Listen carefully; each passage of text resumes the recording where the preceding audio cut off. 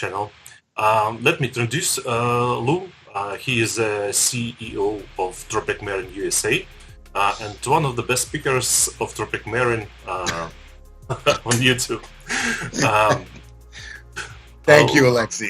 Yes, thank you. Lou, Tropic Marin products are very popular in Russia, and it's used very widely. But there is a lack of information about how to use those products in Russia, in Russian language.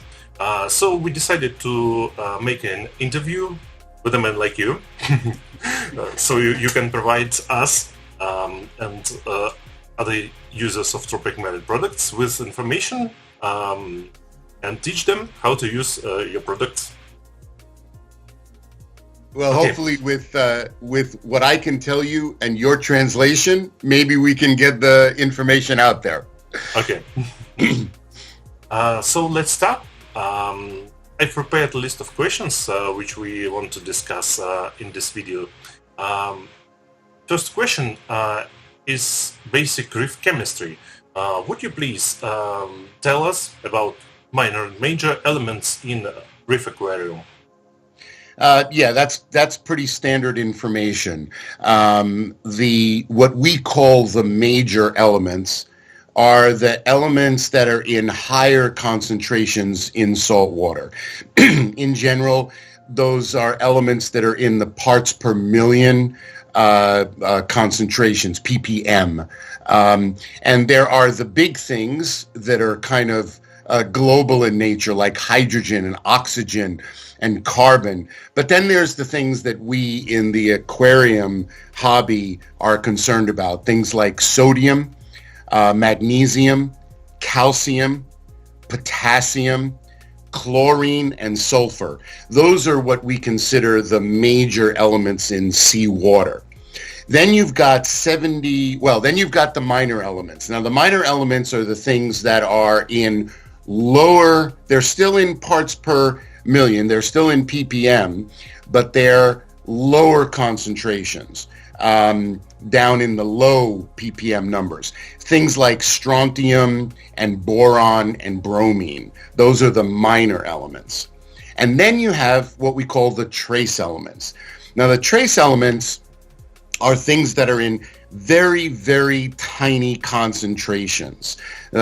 These are things that are measured by micrograms. These are tiny, tiny concentrations.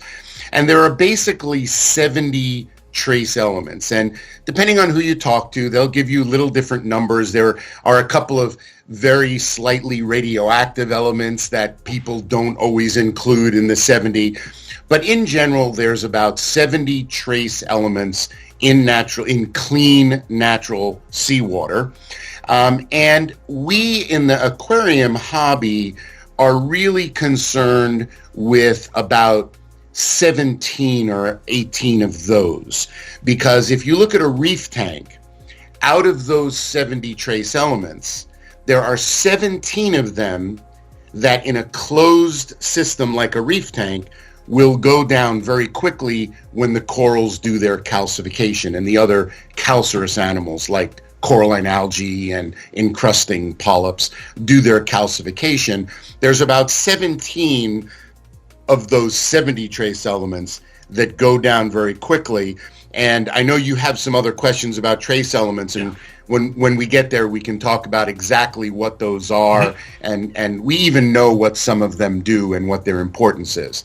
But that's the major, minor, and trace elements that are in natural seawater. The interesting thing to know is that sodium chloride, which is salt, makes up about 70% of what the solids are, what the chemicals are that are in natural seawater. The other 30% is made up by all that other stuff. And the vast majority of that other stuff is magnesium. That's the other really plentiful element in salt water. Okay. And another major element is calcium.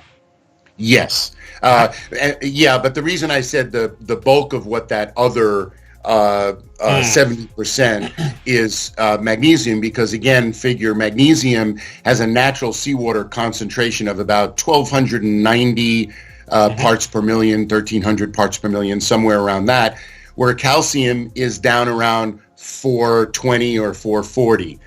So that's why I say the major amount of what's in that other 70% is magnesium, because it's the big number. Okay. So what else do we have in the seawater? What about phosphate, nitrate, or maybe phosphorus and nitrogen? Yeah, we also have those in seawater, and phosphate, for instance, is an extremely important nutrient for corals. We're finding out how really important phosphate is, and in fact, where not so many years ago, you heard a lot of talk about getting your phosphate and your nitrate level down to zero. And it was good to have, ultra low nutrients or no nutrients. Now we know that that's not really true, that corals really don't thrive in a zero phosphate environment. They must have some phosphates in order to live and thrive. So the almost no nutrient level approach, I think, has been rethought a little bit, at least by Tropic Marin. I think there are maybe some other companies that are still kind of on the ultra low nutrient train. We at Tropic Marin feel that the corals need certain nutrients, and absolutely phosphate is one of the most important ones that they have to have, that we sometimes in the past have considered kind of almost a contaminant. We needed to get rid of it. We know now that we absolutely must have it for the corals. Okay. What are the main parameters in Reef Aquarium to measure, and how can you do this measurement? That's a really good question. The first thing, of course, that you want to measure in every saltwater aquarium is salinity, or specific gravity. And basically what you're measuring when you're measuring salinity or specific gravity is how much stuff is floating around dissolved in the water that's not water. How much stuff is in there that's not water? And there's a couple of ways to look at it. You can look at it as specific gravity. You can look at it as salinity. You can look at it as conductivity. These are all ways of measuring a very similar thing. At the end of the day, you're basically measuring how much stuff is in the water. Now, the reason it's so important to measure your salinity is because if your salinity is low, there's a good chance that all of your other important parameters are low. If your salinity is very high, then there's a really good chance that your other important parameters are high.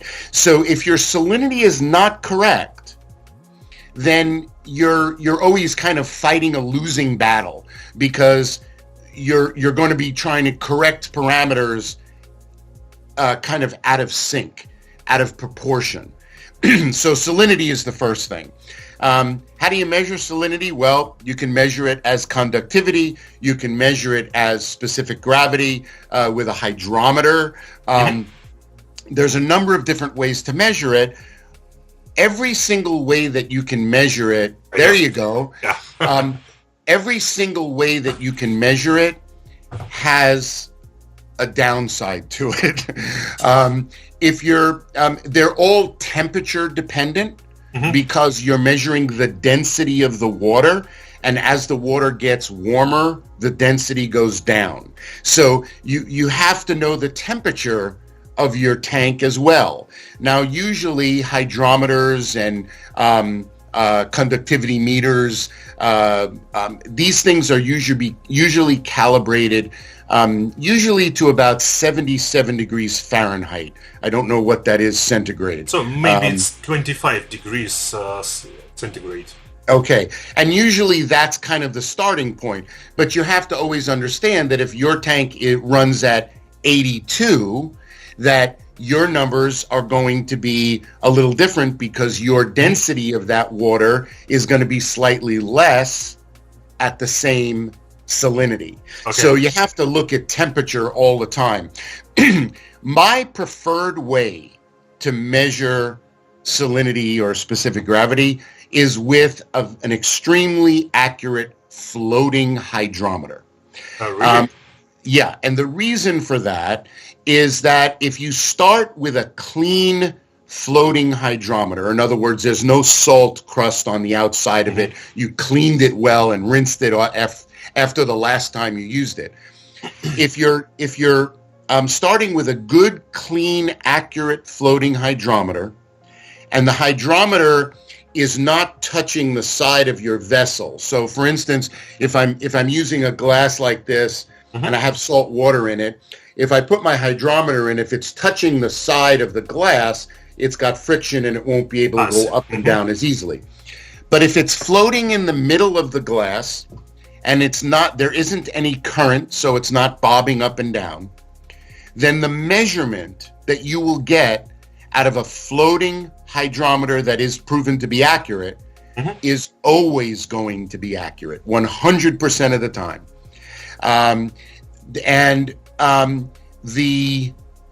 Because it's an analog piece of equipment that is based on the density of the water. If the water is more dense, it's going to float higher. If the water is less dense, it's going to sink lower. And if the scale on there is calibrated properly, then it's always going to read accurately.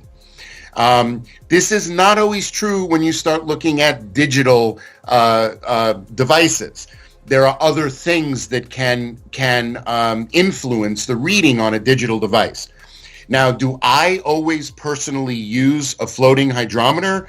No, because if I have to test, for instance, a lot of different samples, I'm doing some kind of quality control, or I'm testing our salt for something or whatever, and I have to test a lot of samples, it's really a pain to get enough sample to test with a floating hydrometer for each one. What I use in that case is a refractometer, but not the kind of refractometer that you look through. I use the kind of refractometer that sits on the table. And the big thing that can influence the reading on the refractometer is the lighting. So if you use the type of refractometer that sits on the table, you put drops in it, and you put your hand over it so that not a lot of external light can get in. It has its own little diode for lighting, and you get a very, very accurate reading on a very consistent basis. So that's and it happens, very quickly in a couple of seconds. So when I have to do a lot of samples, that's my preferred way to look at it. But when I have an issue and I'm looking into an issue to see if there's a problem with something, I always go back to the floating hydrometer, because that floating hydrometer is always dead on no matter what. So that's salinity, okay? So Okay. once you know that your salinity is correct, and I mentioned temperature, so temperature goes along with that.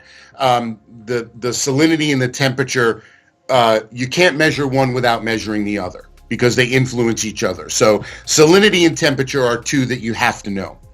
Now, in fish-only tanks, are we talking fish-only and reef tanks, or just reef tanks today? I think reef tanks, because it's the most interesting here. All right, so if we're going to be talking about reef tanks alone, then we need to know some other important parameters. We need, and I'll list them first for you, and then we'll talk about each one a little separately, quickly. We need to know the alkalinity. That's one of the most important things for us to know in a reef tank, but for a different reason than what you're thinking. So we'll talk about that in a second. So alkalinity, pH, calcium, magnesium, phosphate, nitrate. All right, so all of those are super important for us. Less often, we probably want to look at iodine, and we probably want to look at manganese less often. But on a regular basis, we really need to be looking at those ones that I've measured: alkalinity, pH, calcium, magnesium, phosphate, and nitrate. Now, when I say on a regular basis, I don't mean every day. I also don't even mean every week. I don't like to see people over testing their tanks. It causes you to do what we call chase numbers. A number is a little bit off and you're making adjustments, trying to fix it, and you're just chasing numbers all day long. And the bottom line is that none of the kits that are available on the market are going to be so precisely accurate down to the 100th of the part per million that that you should be chasing numbers, because there's a margin of error. And sometimes what people get caught in is they get caught in making adjustments when they're still measuring within the margin of error. They say, oh, I'm a little low because they're 5 ppm low, but the test kit can only really register 10 plus or minus 10 ppm.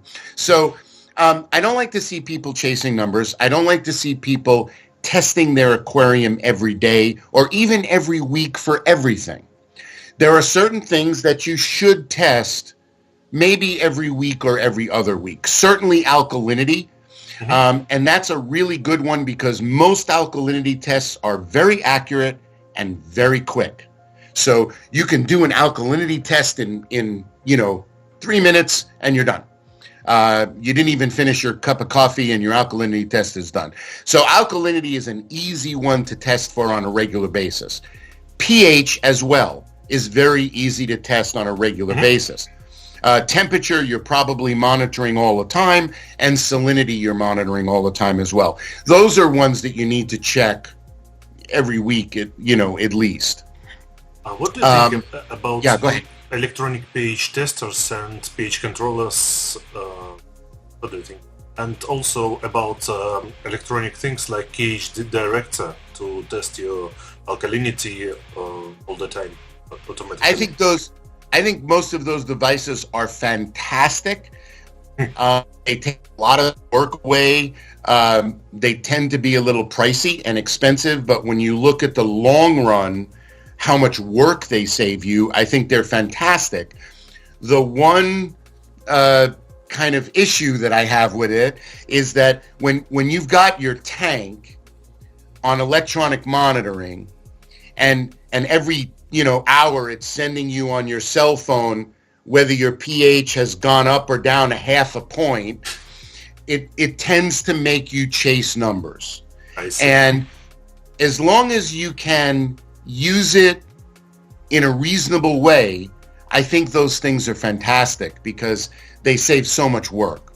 But you have to be careful not to get caught chasing after tiny little numbers that don't really mean anything. So that's, but I love those kinds of things. They take so much of the work away. So it's always a principle to put your hands away of the aquarium. You have to step back a little bit.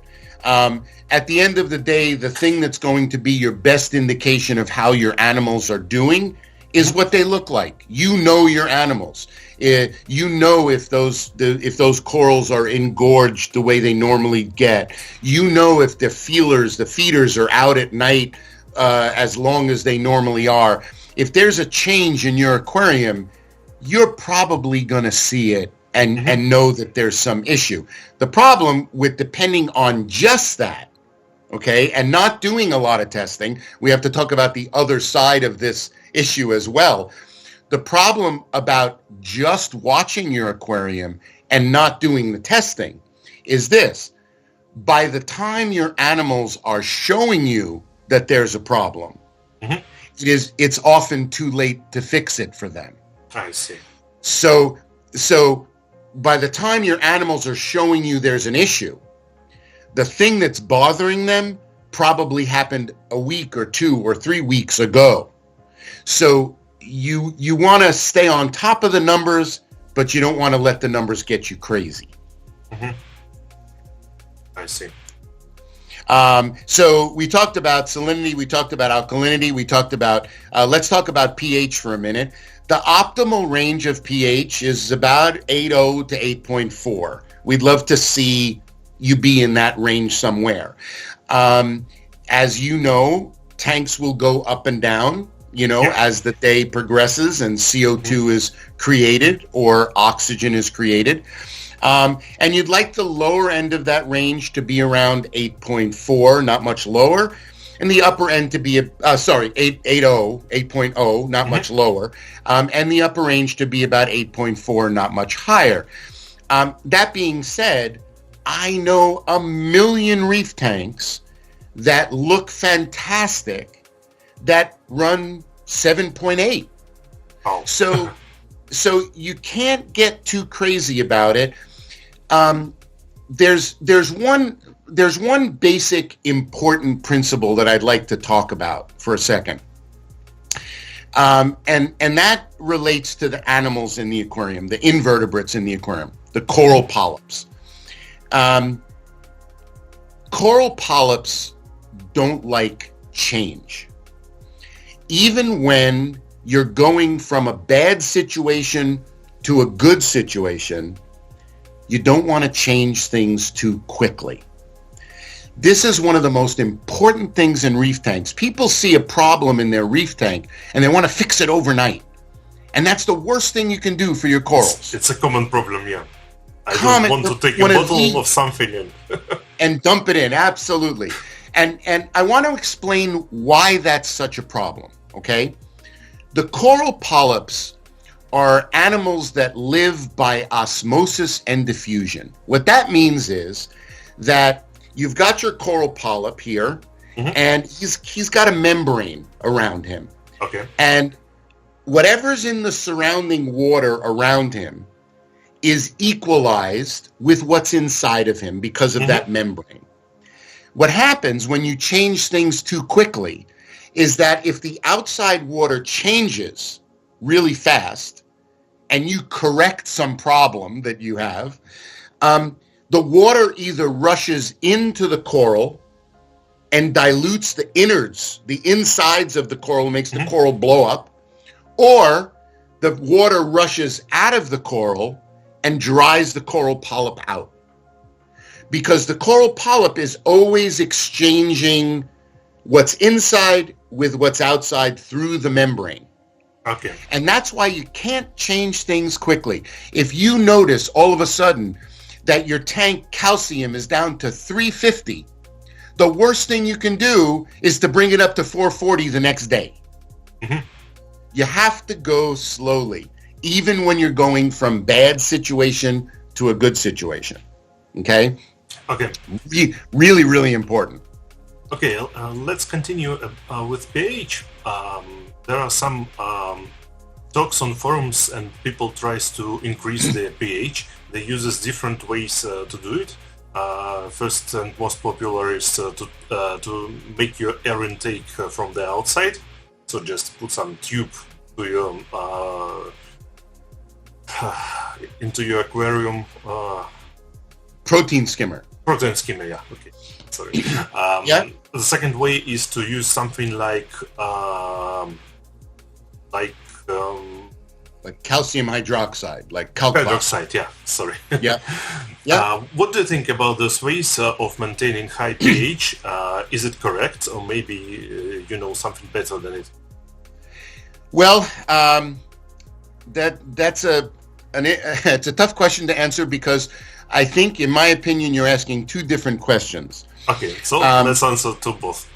The aquarium itself really wants to be around 8 pH.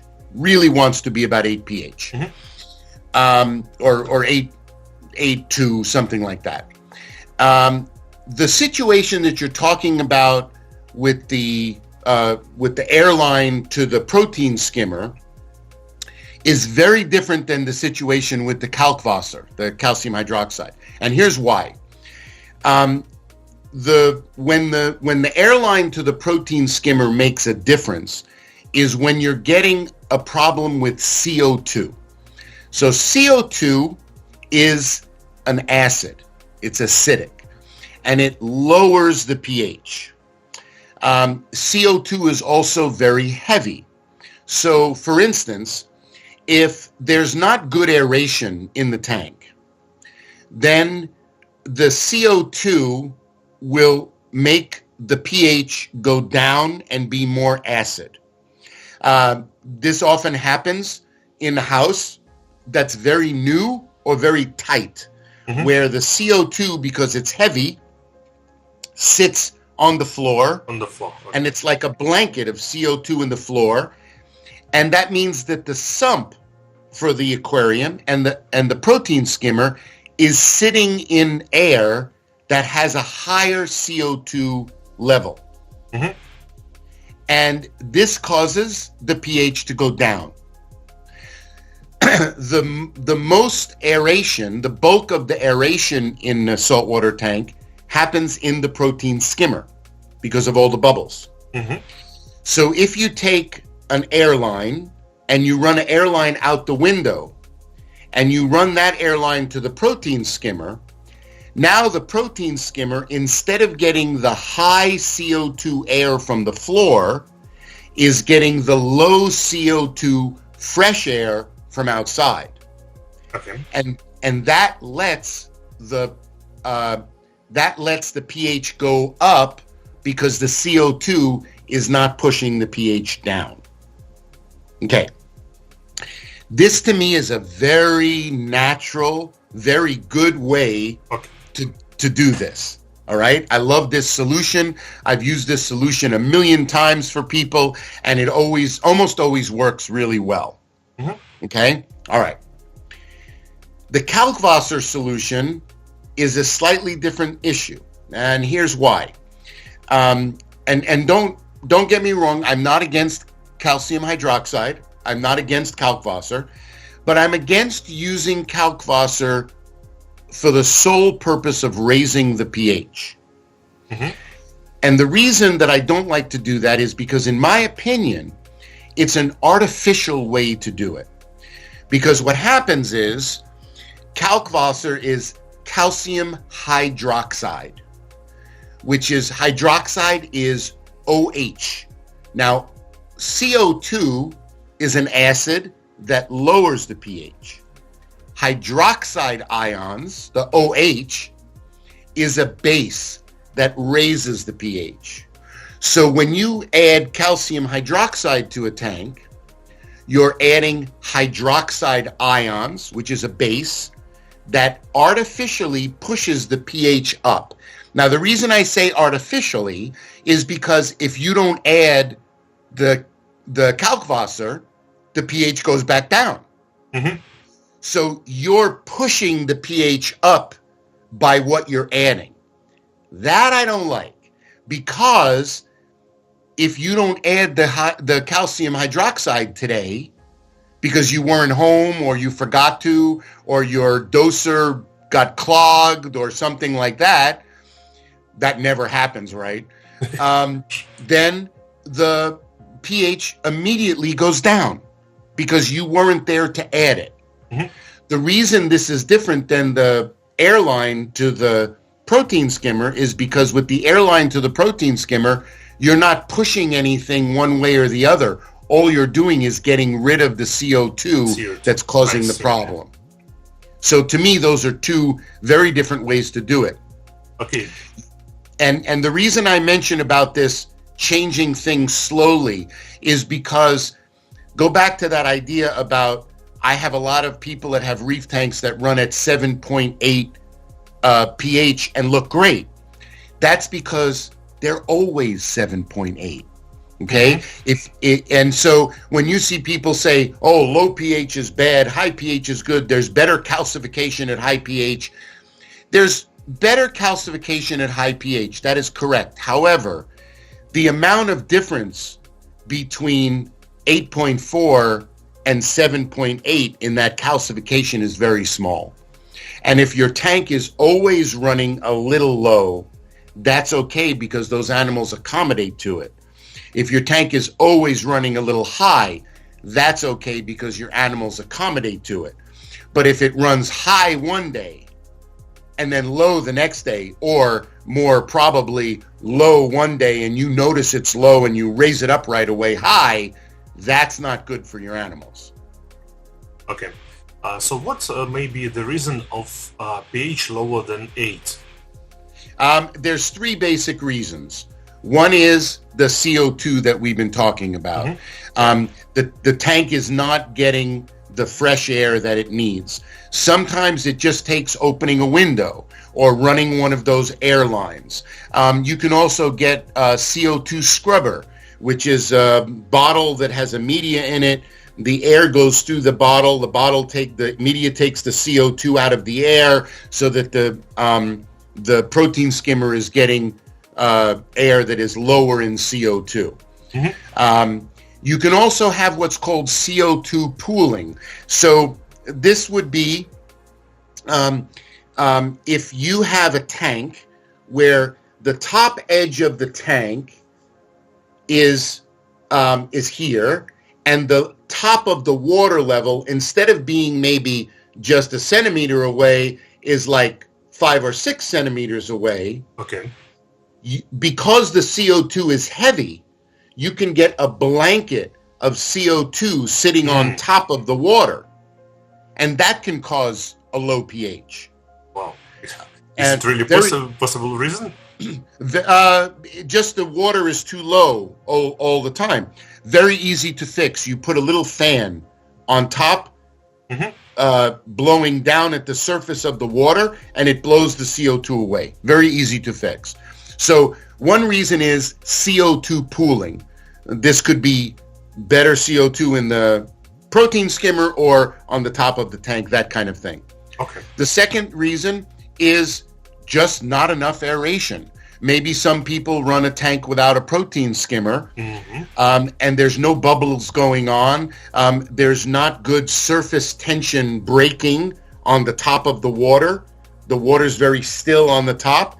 Okay. The CO2 gas has no way to get out of the water, and the oxygen has no way to get in the water, so the pH goes down. And the third reason, which is also very common, is inadequate circulation, bad circulation. Now, let me explain. I do not mean bad recirculation. I don't mean how much water is going through your tank and the sump. I don't mean that. What I mean is, if you have power heads in your tank on the side, there's a certain flow pattern in the tank. Sometimes that flow pattern creates a dead area in the circulation, an area where the detritus tends to accumulate. Okay. Now, if the detritus accumulates, this could be under a coral structure. It could be in the back corner of a tank. It could be in the bottom of the sump.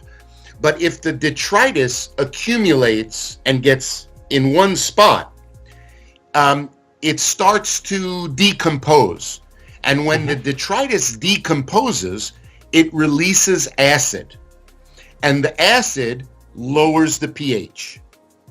So sometimes in tanks that have good aeration and no other issue, but the pH is low, sometimes you can fix the problem by just taking these power heads and moving one to a different spot. Change the flow pattern in the tank, and sometimes you will find that area of detritus and blow it up, and then the pH goes up.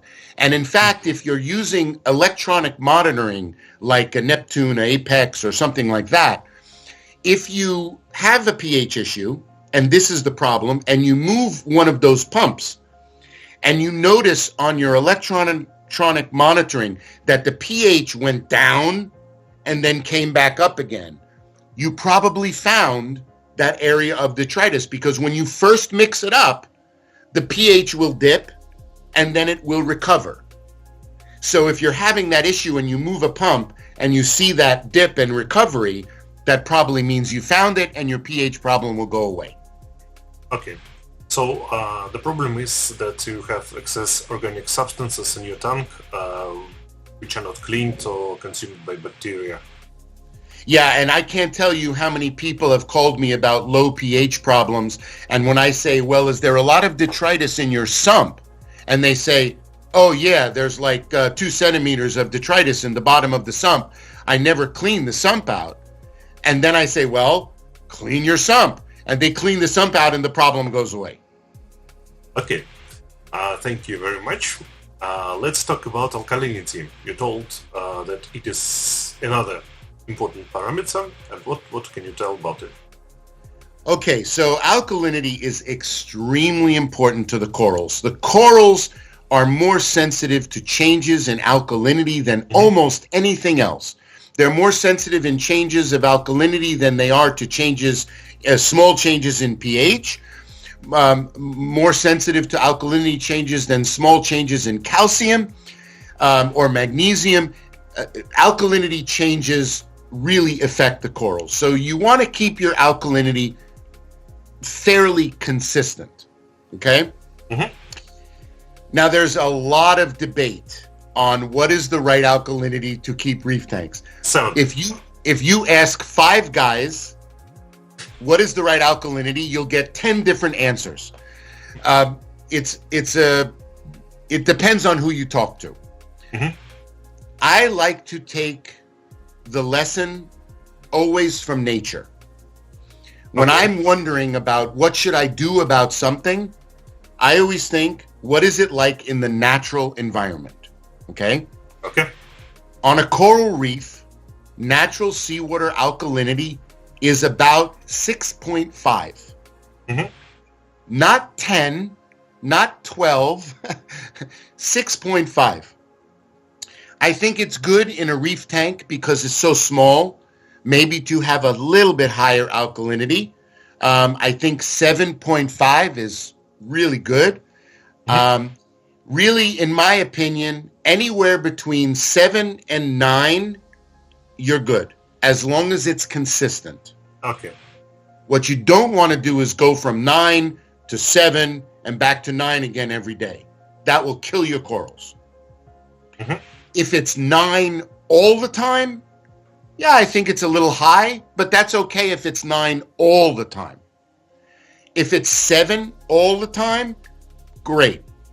If it drops to 6.5, people go crazy. They get all freaked out. Natural seawater is 6.5. So if it drops to 6.5 or even 6, you don't have to worry. It's still fine. But anywhere between 7 and 9 is good as long as you keep it consistent. Now, the one thing that I like to try to get people to understand, because all the time people say to me, oh, my pH is low because my alkalinity is low. This is not really true in a reef tank. This happens in freshwater tanks all the time. I see you have a couple of freshwater tanks behind you. Yeah. If your alkalinity goes a little bit down in the freshwater tank, you run the risk of having a real pH drop really fast. Mm-hmm. In a saltwater tank, that's not true because the alkalinity is so much higher. So in the freshwater tank, if your alkalinity gets down below maybe 2 or 1, you could have a drop in the pH. Yeah, because alkalinity is a kind of pH buffer. Yes. But think about this. The alkalinity in your freshwater tank has to go down to 2 or 1 to have a problem, right? Yeah. Have you ever heard of an alkalinity of 2 in a reef tank? No. No. When alkalinity dropped to 5 in my tank, I had problems with euphilia. They just died. Exactly. The corals will die before the pH goes down. The alkalinity has to get down into the 2 or 3 range before you lose all of the buffering capabilities of alkalinity for pH. And reef tanks never get down that low, because if a reef tank goes down to 4, the calcium carbonate starts to break down and puts calcium and carbonates into solution bringing the alkalinity back up again. Your reef tank will never drop below 4 DKH because it will naturally maintain it. So the lesson there is that low pH in a reef tank is almost never caused by low alkalinity. Okay. Okay. It doesn't mean that you can not worry about alkalinity. You have to keep alkalinity constant for the corals, but your low pH in your tank is not caused by low alkalinity. It is in your freshwater tanks, but not in a reef tank. Okay. And what is alkalinity? Is it a concentration of carbonate anions, or what? What do we measure when we measure alkalinity? You're measuring the carbonates and the bromates, and I have a graphic I could show you that shows you the way alkalinity works, but not in a chemical way. Do you want me to show that to you? Yes, sure. Let me, we're going to try a screen capture. Let's see if I can get that going. pH and alkalinity. And then let me try this.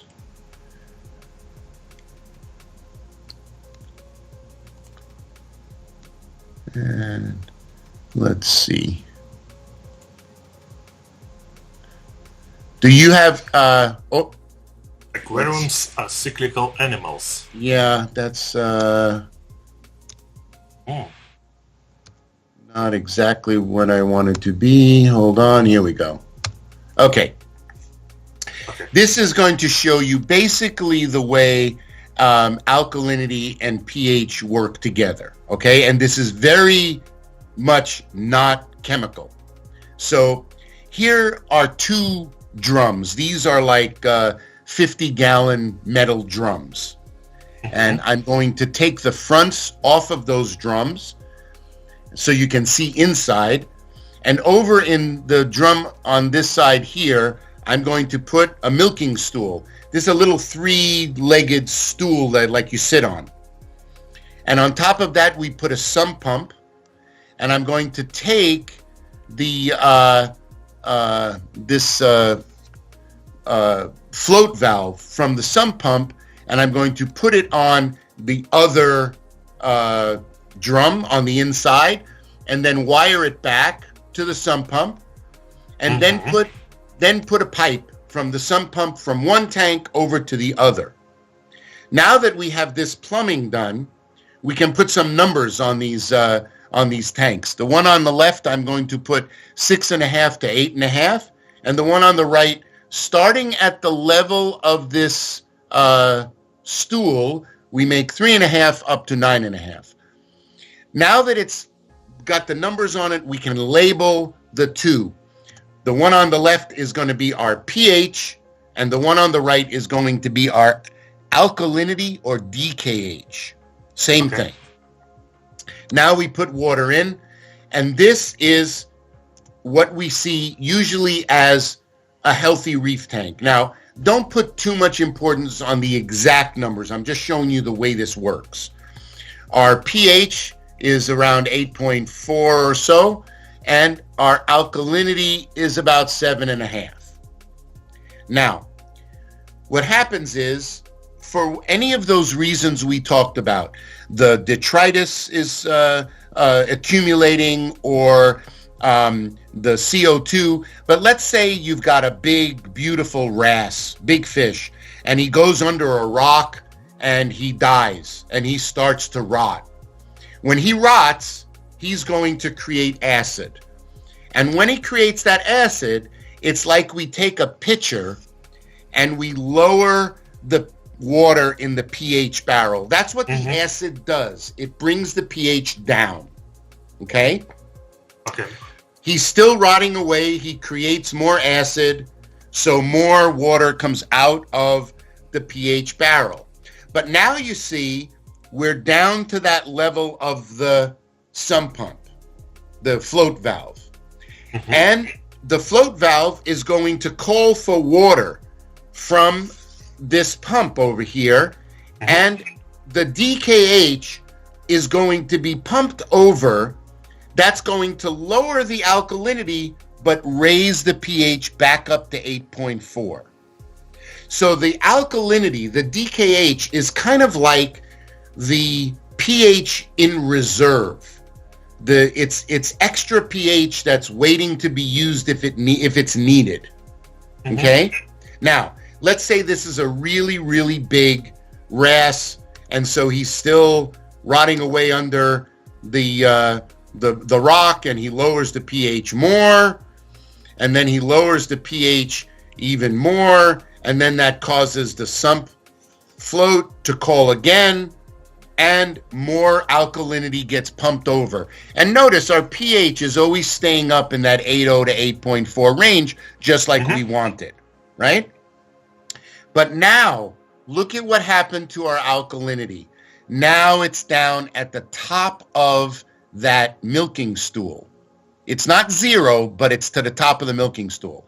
That means if the wrasse is still rotting away with more acid created, and the pH goes down again, now what's going to happen when the pump calls for water, it's just going to be sucking air, no water. So there's no DKH to pump over to the pH barrel, so now the pH can really drop to a dangerous spot. Mm-hmm. I see. That's what happens in your freshwater tank. But that's not what happens in a saltwater tank. What happens in a saltwater tank is if the alkalinity gets this low, the calcium carbonate in the tank breaks down, putting calcium and carbonates into the system. Here's that calcium carbonate. There's a lot of calcium carbonate in your aquarium at the base of those corals. And when it breaks down, it's going to put carbonates into DKH. And when the alkalinity goes back up, now the alkalinity can pump water back over and bringing your pH back up again. So let me kill my screen sharing here for a second. When pH raises below 3.5, all your calcium carbonate in your tank begins to melt. Yes, and the 3.5 is not an exact number. It's just when it gets so low that it could affect pH. Okay. The calcium carbonate breaks down. The carbonates go into the solution, causing the alkalinity to go up, and then the alkalinity will be converted into pH, and your pH comes back up. So reef tanks really want to be at a good pH, really, really badly. Now, there is an interesting thing about this, and there's a reason I try to get people to understand this. If there is some problem in the tank that is constantly taking alkalinity, and the alkalinity goes down all the time to where this process of breaking down the calcium carbonate is actually happening, you won't see it in low alkalinity because the alkalinity breaks down sometimes before you get a chance to see it. But there will be an indication, and the indication is this. Because if the calcium carbonate breaks down, the carbonates go into alkalinity. But where does the calcium go? Just into solution. Okay. So if you have a tank that is not using any calcium, the alkalinity is maintaining, but the calcium level is going up, this is what could be happening in your tank. Oh, that's interesting. Thank you very much. So we discussed pH and alkalinity. What can we talk about? What can you say about another parameters in the aquarium? For example, calcium and magnesium. So calcium is an easy one. The animals need calcium just like they need alkalinity to form their calcium carbonate skeleton. They will constantly take calcium and alkalinity out of the water because they build the calcium carbonate skeleton. And in natural seawater, calcium is around 440 or so. And so it's good to have about 440 in our aquariums. We will constantly have to add calcium and alkalinity to an aquarium that has stony corals because they keep taking it out. Okay. I have another graphic that shows this very simply, but the concept is very easy to understand, where if the corals are constantly taking calcium and alkalinity to make calcium carbonate to build the skeleton, Mm-hmm. they're taking it out of the water. And if they keep taking it out of the water, we need to keep putting it in. So that's why we have to keep adding calcium and alkalinity to tanks. So the animals are a little less sensitive to calcium variation. So if calcium drops to 400 or 380, it's not the end of the world. Your animals are not going to die. You can bring the calcium back up again, they'll be fine. If there's too much calcium, over 500, then something is not right, and sometimes that's related to phosphate. So we'll take a look at that in a little bit.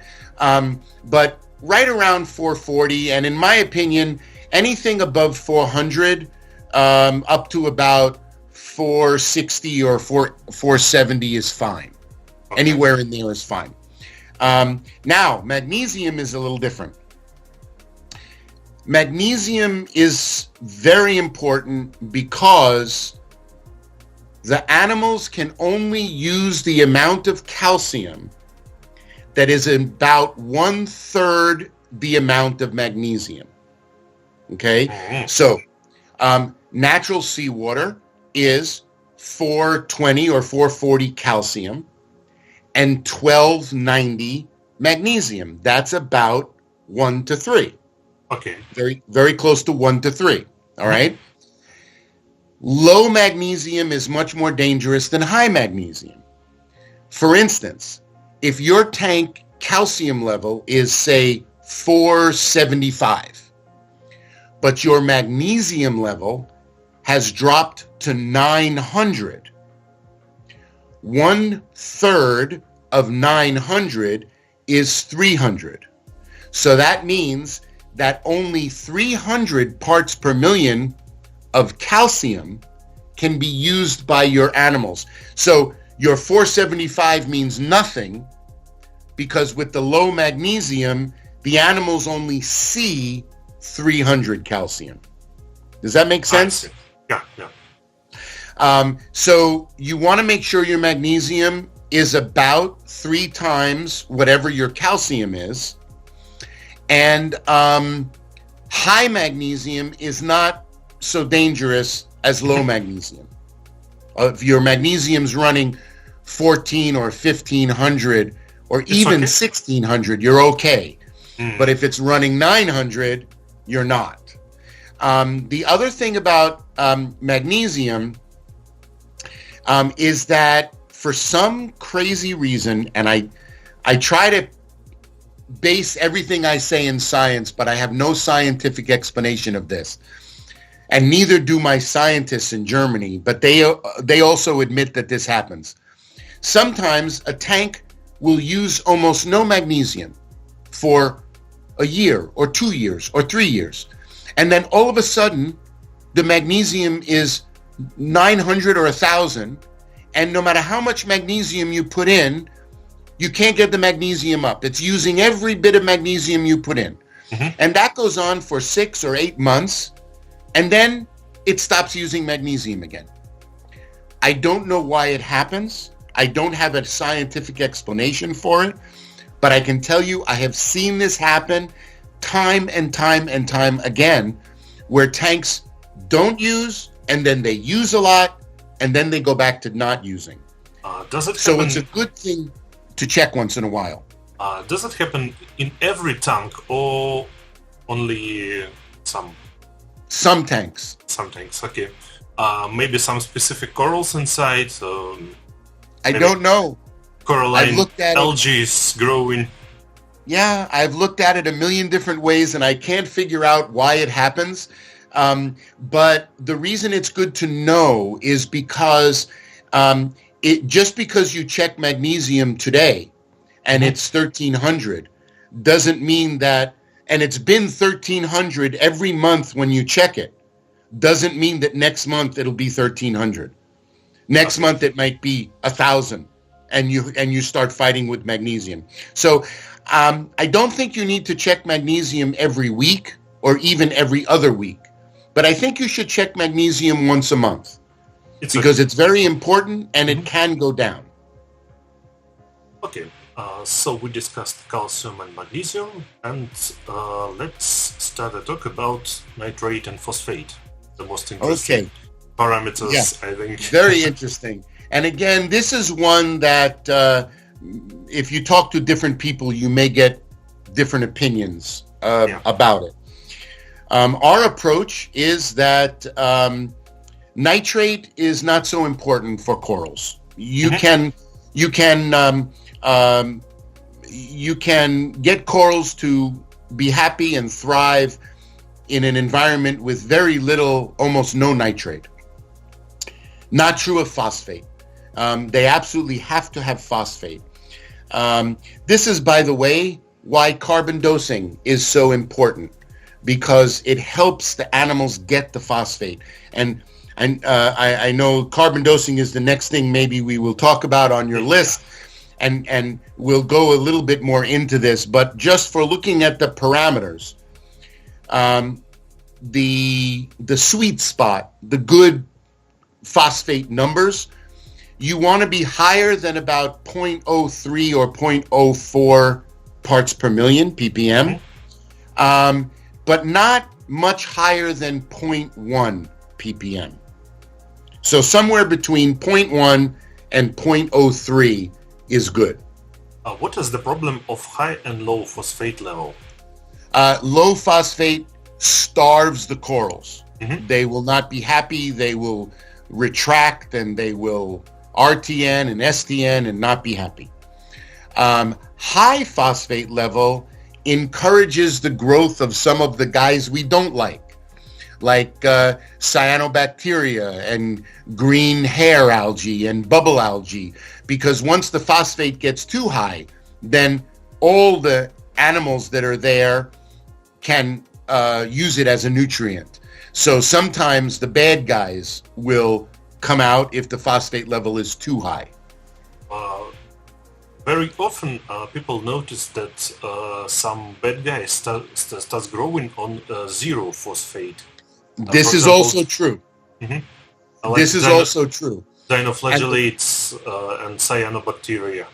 Yeah, and the reason for that is that if the phosphate goes too low, so the reason I talk about it, the bad guys in relation to the high phosphate, is because when we get to the high phosphate level above 0.1 and above, we're really encouraging the growth of the bad guys. We're giving them what they need to grow. Okay.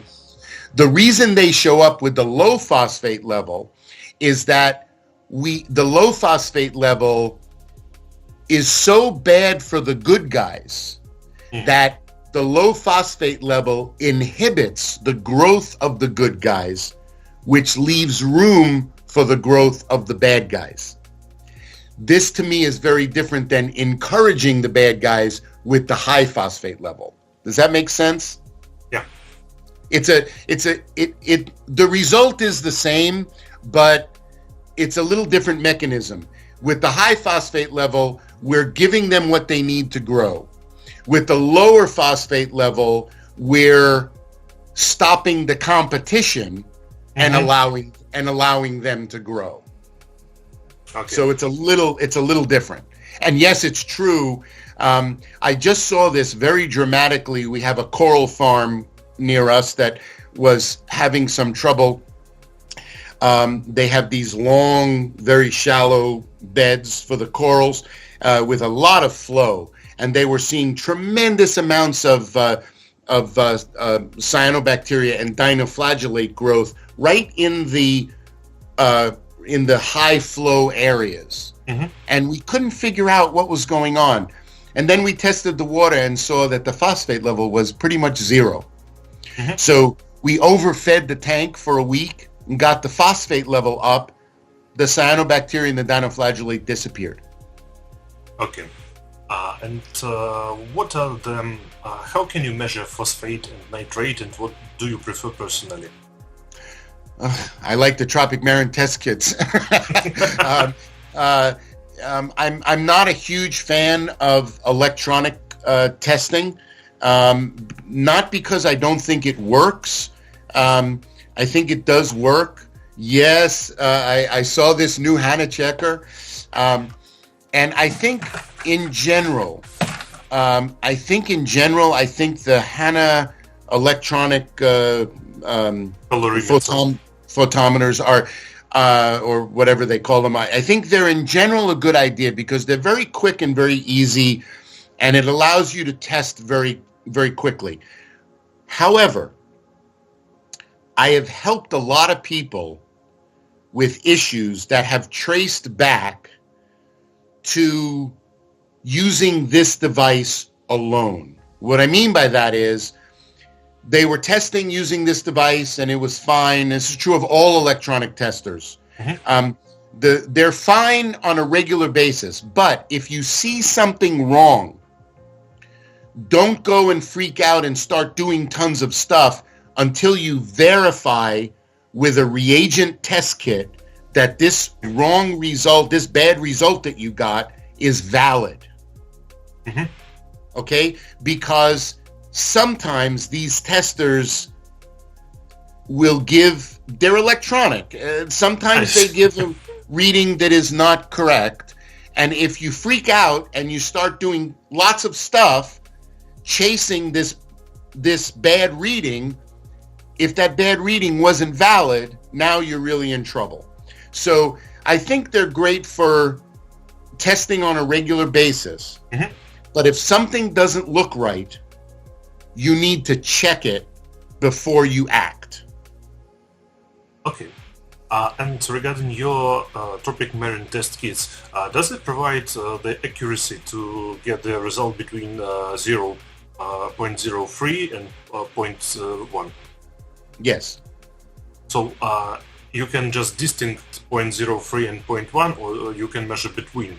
I think it's every 0.01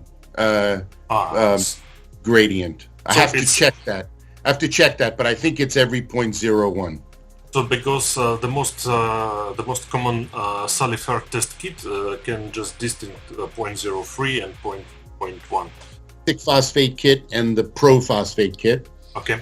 The basic kit, the increments are 0.05 ppm, and the pro kit, the increments are 0.02 ppm. So you can know from 0.03 to 0.05 to 0.07, like mm-hmm. that. Yeah, that's good. Because not all the test kits give such accuracy. Okay. Yeah, and phosphate is crucial. Mm-hmm. And what about nitrates? Do we need to measure it or supplement it, so on? I would say you don't need to supplement it. I think it's good to measure it once in a while. Mm-hmm.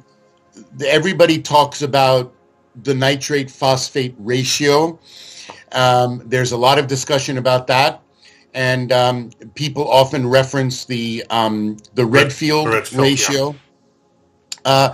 I personally don't like looking at the Redfield ratio in relation to this, because my understanding is that the Redfield ratio was done on deep water surface algae mm-hmm. and has nothing to do with corals.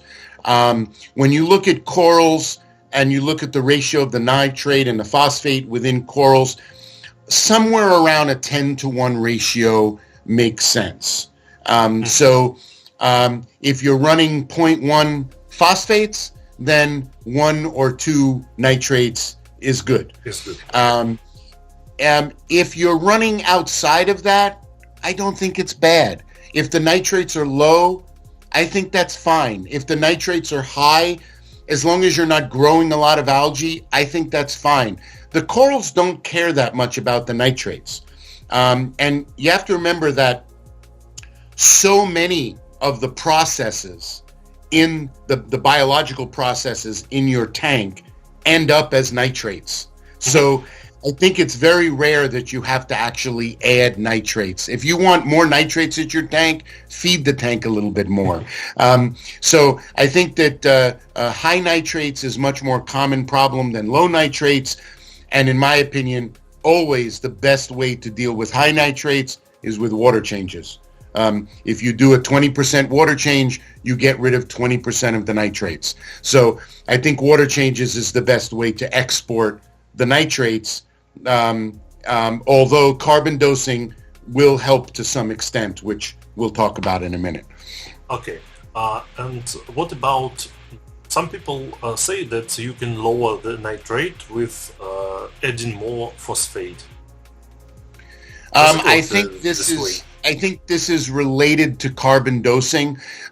If the phosphate level is really low and the corals are not getting the phosphates that they need, then they also can't get the nitrates. And so if you raise the phosphate level, the corals are happier, they're growing more, they take more nitrates. So I think that's the way that works.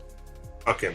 And my experience with this tank is that I started to add plus NP because everything was zero.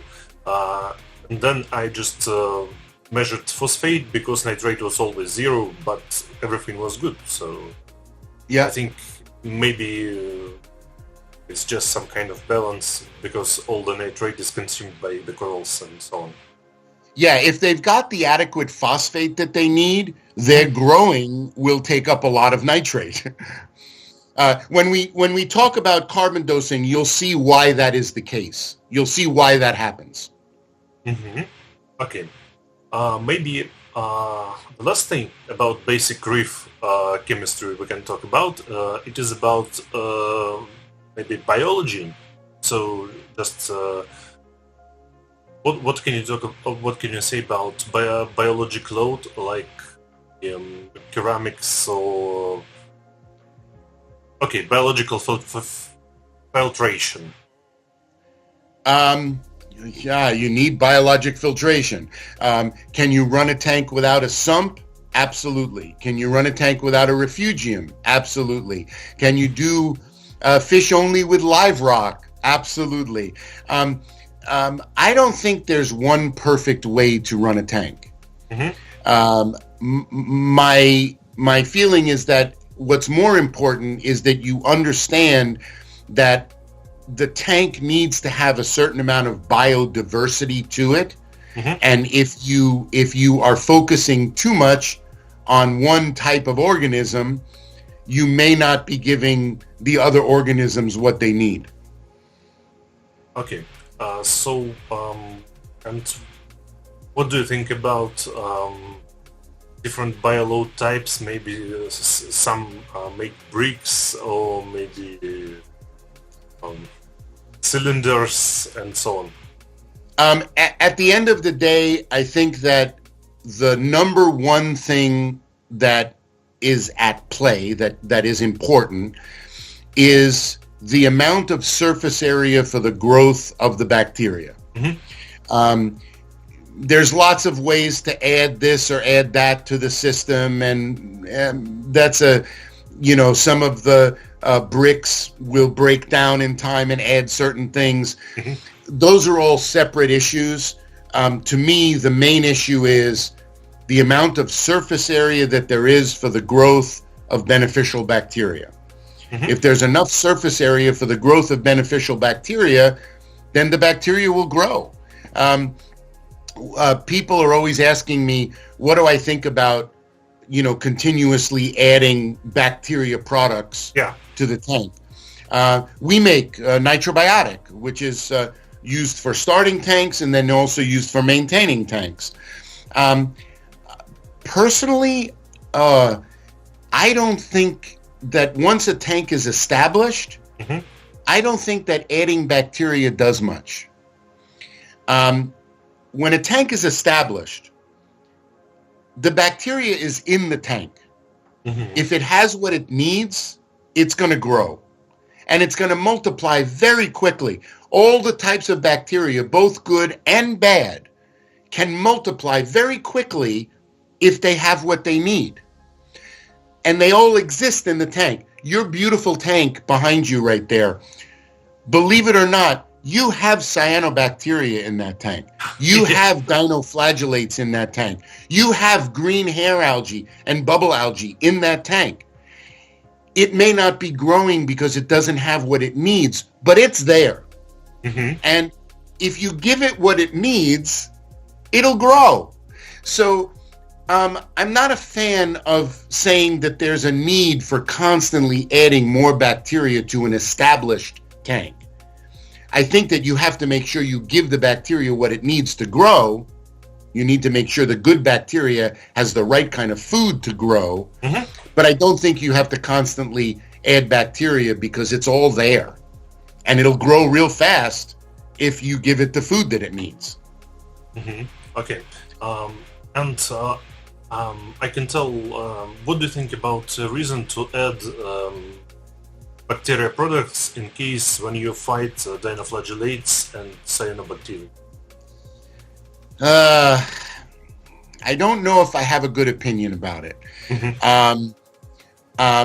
I personally don't do it. Mm-hmm. I know a lot of people that do and say that they have a lot of good success doing it. Mm-hmm.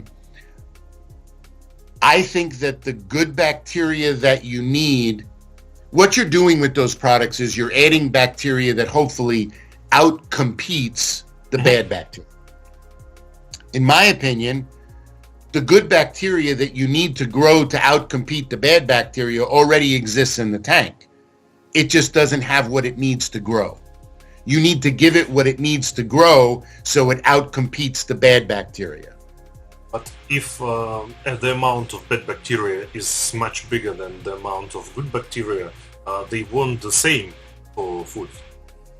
Yeah, but I think, no, they want different foods, actually. Really? Not completely different foods, but somewhat different foods. We'll talk about that when we get to carbon dosing. But the amount of bacteria that you're actually adding to the tank with a dose of a bacterial product, and this is just my opinion, so, it maybe my scientists in Germany have a different opinion. But in my opinion, the amount of bacteria that you're adding with a bacterial product can be achieved in a very short amount of time if you give the right kind of food to the good bacteria that are already in the tank. Okay. I don't think that the amount of bacteria that you're adding to the tank with a dose of a bacterial product makes the difference. I think, and this is just my own personal theory, I've never studied this scientifically, but in the product when you're adding the bacteria, in that product is the food for the good bacteria. So, and in my opinion, not bacteria itself, but just food. Well, something has to be in there to maintain the bacteria. Mm-hmm.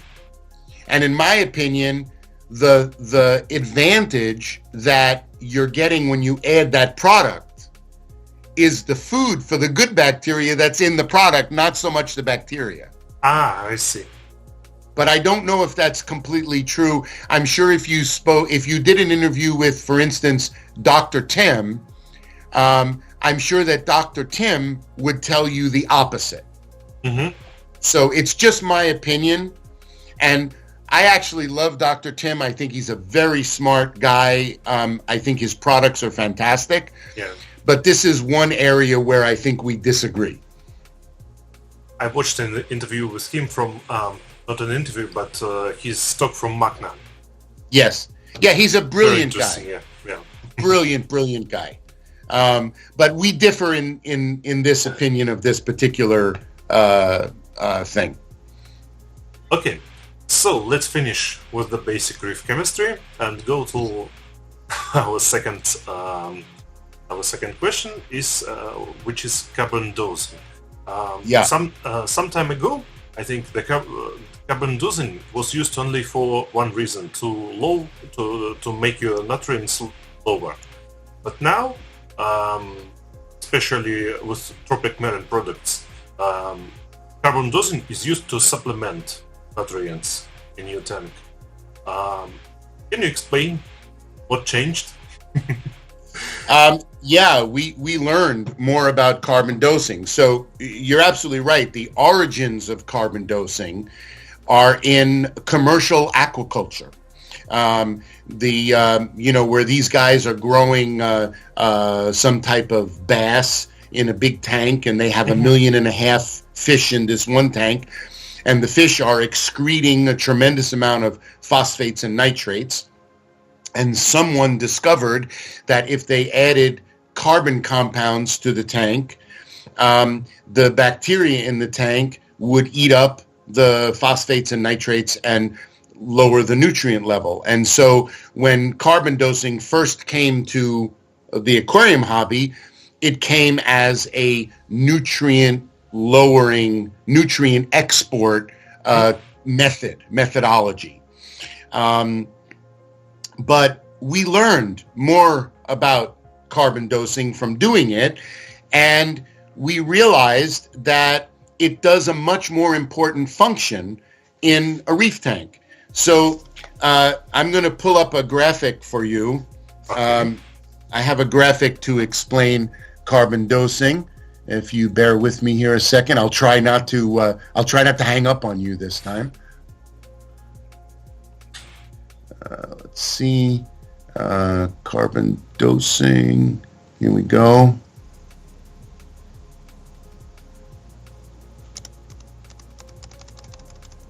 Hold on one second.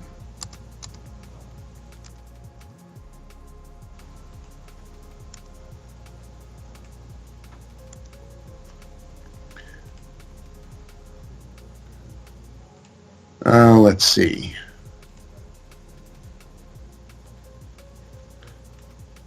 Pushing you. Now, do you see carbon dosing? Yes, I see vodka. Okay. All right, great. So, all right. So there's lots of different ways to carbon dose. People talk about vodka dosing and vinegar dosing and sugar dosing. These are all carbon chains, carbon compounds that will feed bacteria. There's also pellets, and there's lots of different carbon dosing products. But before we get to the different kinds of products, I want to talk about what does carbon dosing really do. So here's a coral polyp.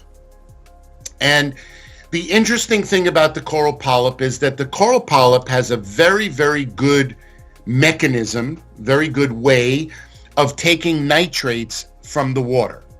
Very easy for the coral polyp to do. Unfortunately, it doesn't really need the nitrates a lot. What it needs is phosphates, and it has a terrible mechanism, very inefficient mechanism for getting phosphates from the water. Okay? Now, there are lots of different kinds of good bacteria. And the interesting thing about the good bacteria is that the good bacteria is exactly the opposite. It's got a very good mechanism for getting the phosphates out of the water column and a very inefficient mechanism for getting the nitrates out of the water column. Now, here's our good beneficial bacteria. He floats around the tank and he sucks up a bunch of phosphates because he's got a really good mechanism for doing that. Those phosphates end up inside of him because he ate the phosphates. This is a little simplified, but it makes the point. All right. Now here's our coral. And when he eats those phosphates, they go out of the water. Now the phosphates are inside the bacteria, so that you don't test them when you test them in your test kit. Okay. Now here's our coral polyp again, and our coral polyp is a filter feeder. So all that bacteria with the phosphate inside of it floats around the tank, and the coral polyp eats the bacteria. Now, you notice over here, I've got one little bacteria that didn't get eaten. Now, the reason I show him there is because some of the bacteria is going to go out through the protein skimmer.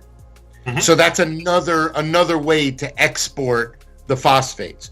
But most of the bacteria ends up inside the coral, which means that the phosphate ends up inside the coral. Now, since the coral got the phosphate that it needed, that it couldn't get before, it gets very, very happy. And even though the phosphate is in the coral, it still is keeping it out of the water column. So you still see the low phosphate level in the water column. But because all of this phosphate is in the coral, and the coral is so happy, the coral grows and makes tons of babies. And if you remember, I said that the coral has a very good mechanism for getting nitrates out of the water and a very bad mechanism for getting phosphates. Once you have all these babies also start taking nitrates out of the water column, and that's why you see the nitrate level go down.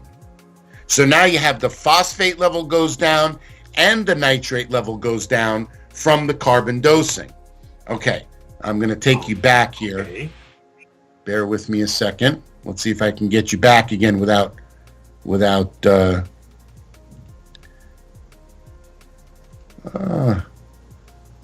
stop screen sharing.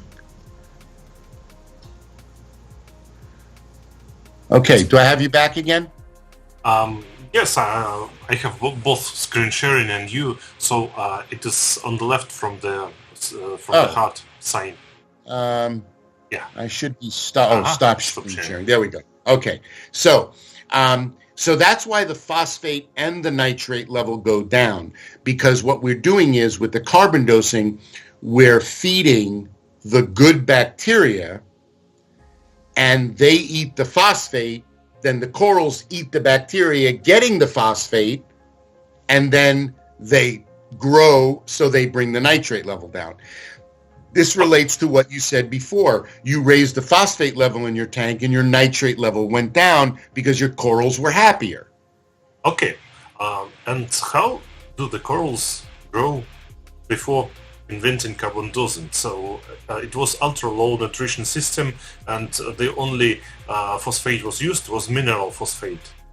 Yeah, and this is not 100%. It's not that the corals can't get any phosphate without the bacteria. It's not 100%. It just makes it more effective and easier for the corals so that they grow better.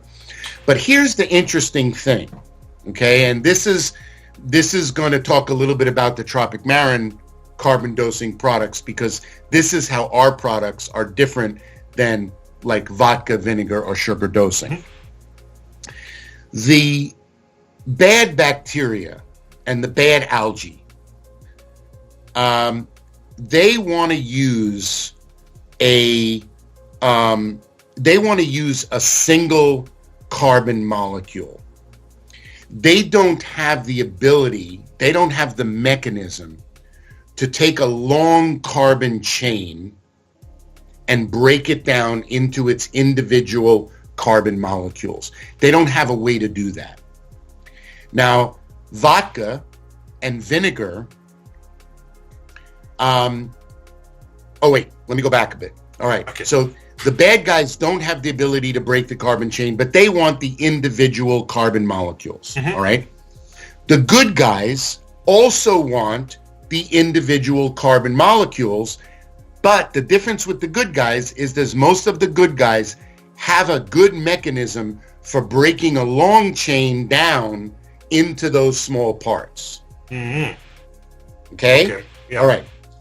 Vodka, vinegar, and sugars are all either monomers, which are individual molecules, or very short chains. So they're very good for the bad guys and the good guys, because the bad guys can't break down the long chains. They want the small chains. So when you're adding vodka to a tank or vinegar to a tank, you're feeding the good guys and the bad guys. Now, what Tropic Marin does with their carbon dosing products is we use longer chain polymers. When you put the longer chain polymers in the tank, the bad guys can't get at those individual carbon molecules because they don't have a mechanism for breaking that long chain down. The good guys do have that mechanism. So you've probably heard from hobbyists that, oh, I started putting vinegar in my tank or vodka in my tank and I grew a bunch of hair algae or I grew a bunch of bubble algae. That's because the bad guys can use those short polymers, those short carbon molecules. When you use the Tropic Marin products and you're using the longer chain carbon polymers, the bad guys can't use them because they can't break them down. So you really target all of this food to the good guys, not the bad guys. Mm-hmm. Okay? Now, there's 5 different carbon dosing products from Tropic Marin. I don't know if you want me to go through those or not. Yes, let's go.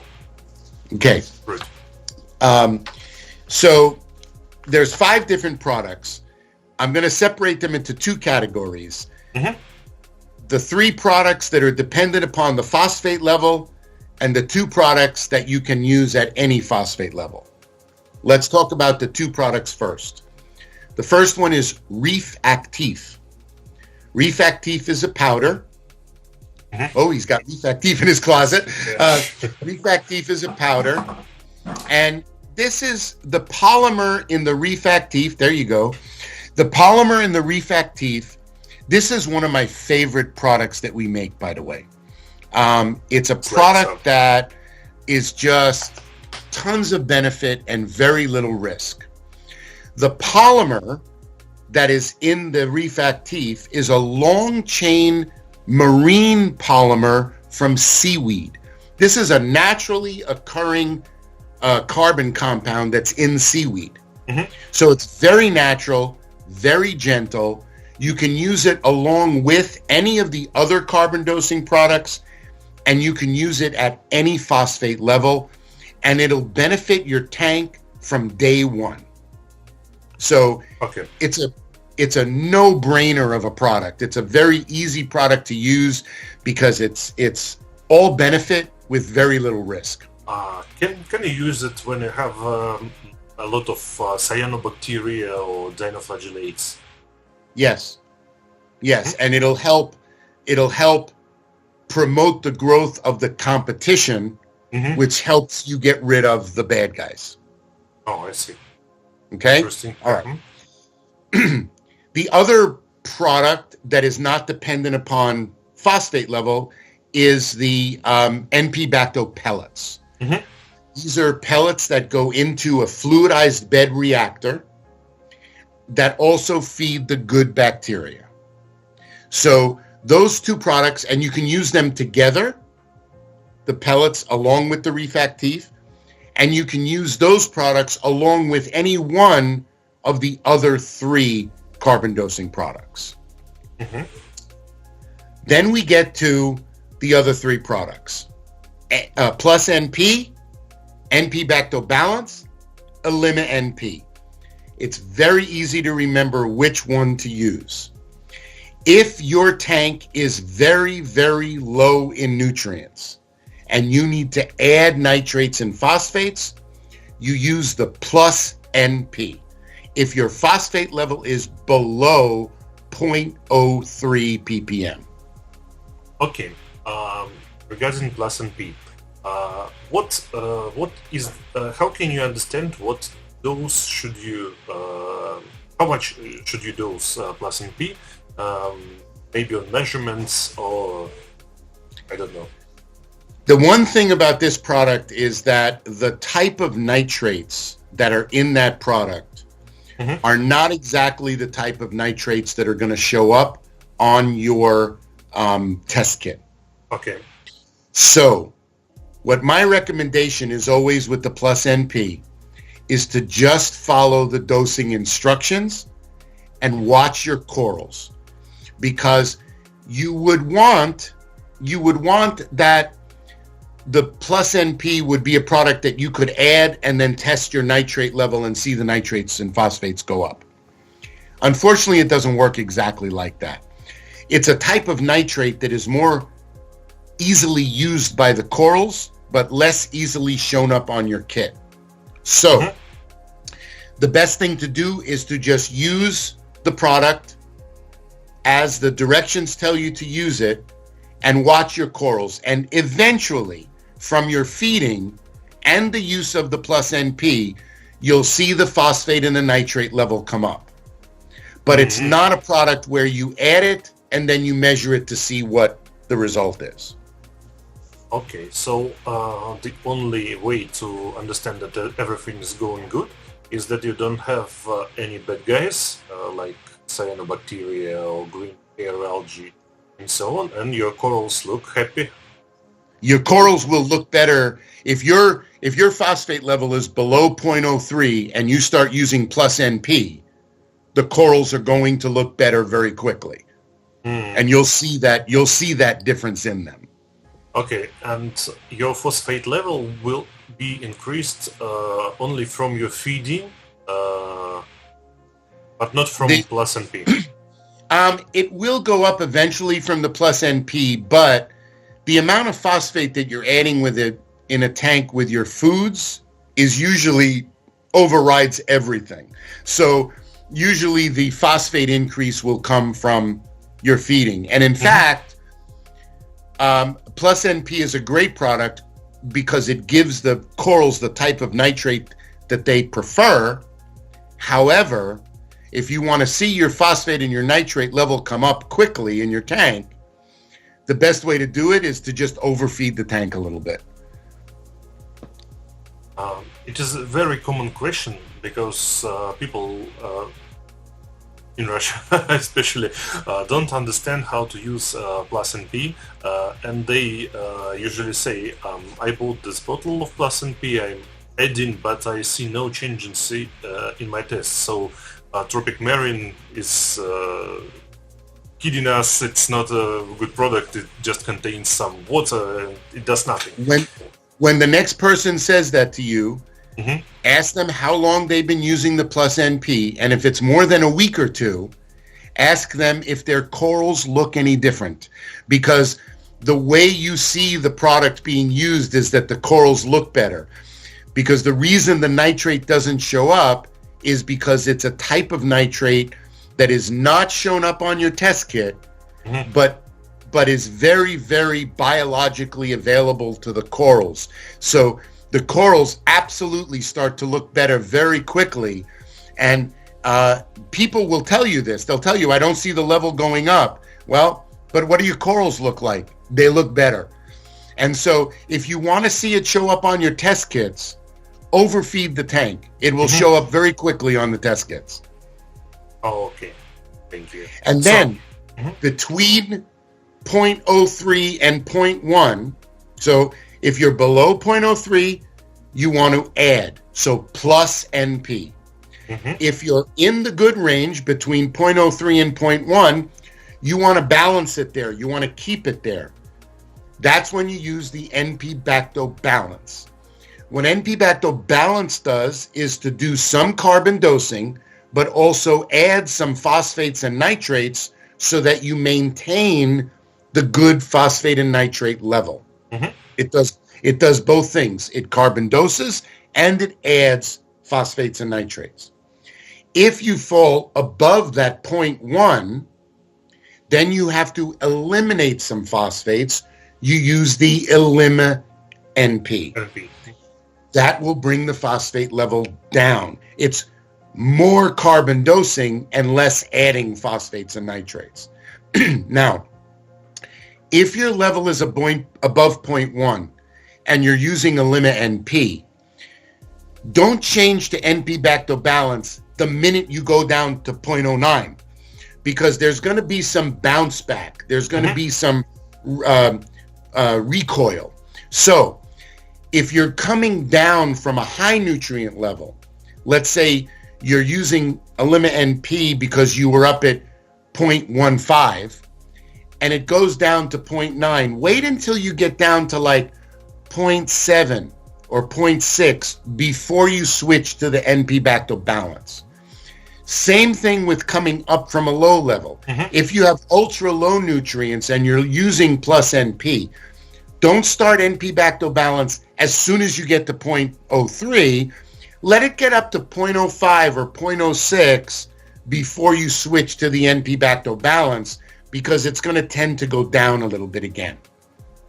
Okay, so Elimi-NP is more like the classic carbon dosing, like vodka or vinegar.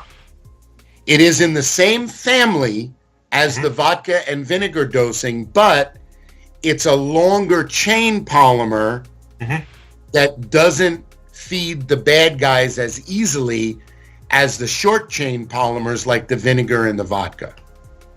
Okay, so I have some questions about NP-Bactobalance because it is, I think, the most common product used in the reef tanks. Does it contain microelements? I see it contains K plus cations. It does. It does contain some elements, but you don't have to worry about overdosing elements if you're dosing the trace A and K. The reason is that the elements that are in the NP-Bactobalance are there because they're the elements that are used when the bacteria consumes that food. So those elements basically get used up from the carbon dosing. So it's a zero balance on your trace elements. So if you're adding trace elements to the tank, you want to continue to add whatever you're adding to the tank. So these elements in NP-Bactobalance are used to balance the consumption by growing bacteria. Yes. Some people on forums try to use something like glycerol as a replacement of NP-Bactobalance, and they see the same maybe effects. What is the difference between your product and like glycerol? Not sure. I'm not sure. I don't know the answer to that, and I'm not a chemist. I'm a hobbyist. You know, I got into this business.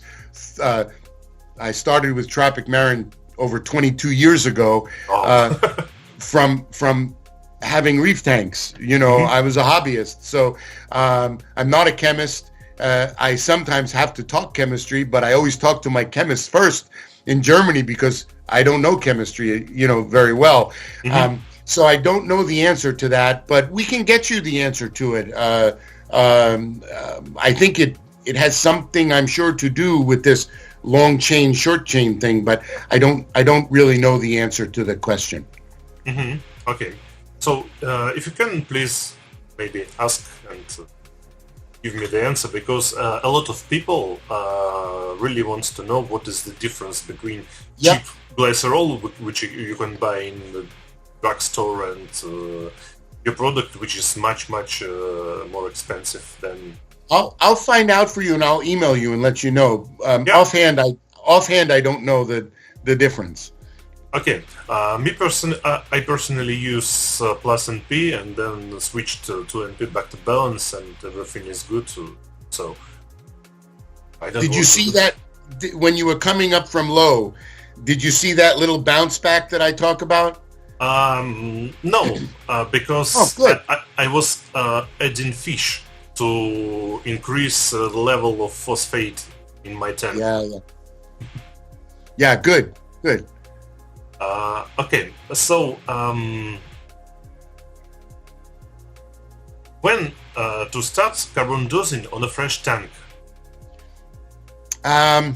It's a really good question.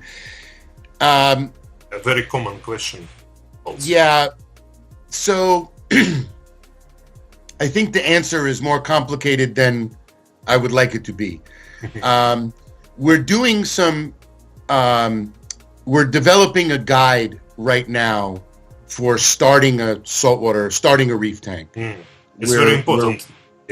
We're doing a guide on what the best way is to, well, not the best way, but one way to start a reef tank.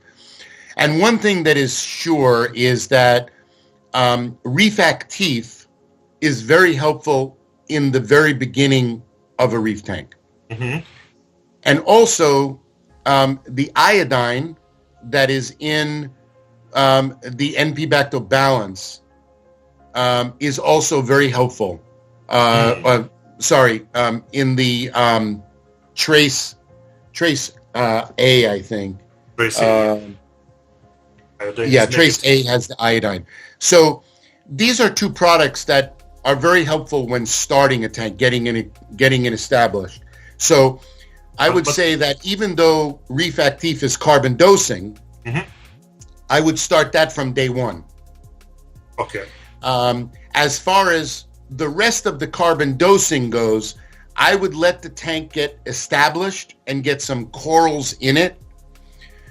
Usually it takes about, I don't know the way people do it in Russia, but usually it takes about 6 or 8 months for things to start to kind of really work and stabilize. But that's also when you start seeing like cyanobacteria and dinoflagellate growth in a tank. But I think when the tank starts to have corals in it and it gets more established, that's when it's good to start with the carbon dosing. Usually during the first few months, you will see this nitrate and phosphate level going up and down and up and down, and things are not stable. And as long as things are not stable, I wouldn't think there's too much advantage in carbon dosing. But once things stabilize a little bit and you know what type of carbon dosing product you need to add or take away nutrients, and there's some few corals in there to use the carbon dosing, use the bacteria, then I think it's a good time to start. If that happens at 3 months or that happens at 13 months, that depends on how the progression of your particular tank was. I don't know that I can say start at 6 months, but I would say that when the parameters are good and stable and you have some corals in the tank that will benefit from the carbon dosing, that's a good time to start carbon dosing. So usually when I talk with other people on forums and chats, they usually put some simple corals in maybe 2 or 3 weeks after starting the aquarium. And in my case, when I started it, I installed protein schema and my phosphate went to 0 and started everything like cyanobacteria. So I just took plus NP and started it from like week 3 or week 4. Yeah. Not from 6 months and so on. So yeah, and that's fine because with the plus NP, you're not doing much carbon dosing. You're really concentrating on getting the phosphate and nitrate level up. So I think that approach is fine.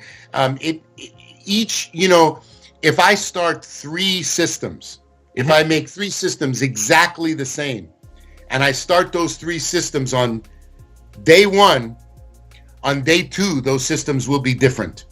And each system will need a little something different. So I think that it's very dependent upon the system itself and how it's running. I don't think there's only one answer to when to start carbon dosing. I think it depends on the system itself. Although that being said, absolutely the Reef Actif is a beneficial product to start from day 1. And NP-Bactobalance also, I think you can use from the day 1. Yeah, they're very similar to the Reef Actif. It's not exactly the same, but it's similar. Okay. By the way, I had a question about NP-Bactobalance. Can they be used with a Tropic Marin reactor? NP-Bactobalance with a Tropic Marin... BactoPellets with Tropic Marin reactor. Which reactor? You have the only one with flow from top to bottom. The one for the NP-Bactotrix. Yes. The trickle filter. Yeah. It's a big one. Yeah, absolutely. They work actually very, very well together. So you can put NP-Bactobalance in this reactor also? No, you put the NP-Bactobalance in the tank. Pellets, not balance. Pellets. Okay. So the pellets, yes, are used only in a fluidized bed reactor. Okay. The Tropic Marin Reactor 5000 that you're talking about, yes, this is a trickle filter. Trickle. And this gets what's called NP-Bactotrix. I can show you a movie. Those tricks are like a little horseshoe, like a little U.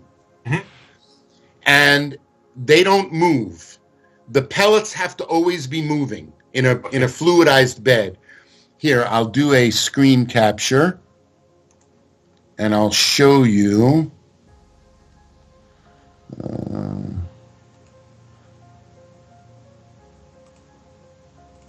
This is the Reactor 5000, I think, that you're talking about. Yeah, exactly. This guy here. What happened? Oh, hold on. Here we go. Yeah, this one here. Yeah, so this is a trickle filter, and for this you need the NP-Bactotrix. You can see it looks like a little U, like a little horseshoe. These don't move. This the water goes through like this, dribbles down. They're made of the same material as the NP-Bactopellets, but it's made for the trickle filter. Okay. So it is the same effect like NP-Bactopellets. Yes, it's the same. Let me see if I can stop sharing. Don't hang up. I'm not going to hang up. Do I have you back now? Yeah, that's good. Okay, good. So this is only for the trickle filter. The pellets have to be always moving in a fluidized bed filter. And you want to make the flow of the fluidized bed, the water, as slow as possible to keep all of the pellets moving. Not as fast as possible, as slow as possible to keep all the pellets moving. Okay, and what is the difference between pellets from Tropic Marin and other brands? Because other brands also provide pellets. Yeah, the type of polymer that we use is very different. If you look at the pellets from most other companies, you'll see it's shiny, and it looks very much like plastic, like a plastic material. Our pellets are not shiny. It's a dull thing. And it's not made with the same type of polymer. It's made with a different type of polymer, which, once again, does a better job of targeting the good guys. With these very shiny plastic polymers, you're feeding everything, bad guys and good guys. With the Tropic Marin pellet, you're doing a better job of targeting the good guys. When you use fluidized bed reactor, people usually say that you need to put its output near your protein schema to remove the excess bacteria from the reactor. Do you need to do the same thing with? No, I disagree. And in fact, if you're using the pellet reactor to carbon dose with NP-Bactopellets, you want that bacteria to go to the corals. That's the whole reason you're doing it. You're growing the bacteria in the fluidized bed. You want it to go to the corals. If you push it right into the protein skimmer, you lose it. So I don't agree with that approach at all if you're carbon dosing. Okay. So they used just for another reason, just to lower your nutrients. Yeah, but that you're taking all of these very important nutrients that your corals need and throwing them away. I think it's not the best way to do it. Okay, and I think the last question here, what do you think about Refugium to lower your nutrient level? Maybe micro or macro algae? Yeah, big fan. I'm a big fan of Refugium with macroalgae. The one danger of the Refugium that I see so many people have this problem is that the macroalgae is growing really aggressively and the nutrients in the tank are zero because the macroalgae is so effective at eating all the nutrients and then the corals don't get any nutrients. So if you're using a Refugium and growing Cato or Caulerpa or whatever you're growing in the macroalgae, you have to be really careful always to watch the nutrient level and always be ready to take some of that macroalgae out and give it to a friend or get rid of it, because if it grows too much, then there's no nutrients in the tank. And if there's no nutrients in the tanks, the coral will not happy. But why do you need this Refugium in case if you use carbon dosing products? The real reason is that most people feed too much in the tank. They want the fish to be happy and they're feeding so much, and the carbon dosing can't really handle all of the nitrates and phosphates. And so the Refugium is another way to get some nutrient export. I would do carbon dosing first and Refugium second to nutrient export. And one of the easiest ways to keep the growth of the Caulerpa down is to have a very short lighting cycle in the Refugium. And if this lighting cycle is very short, then the algae doesn't grow too much, and then you still have nutrients to do with the carbon dosing to get to your corals. I see. Thank you very much.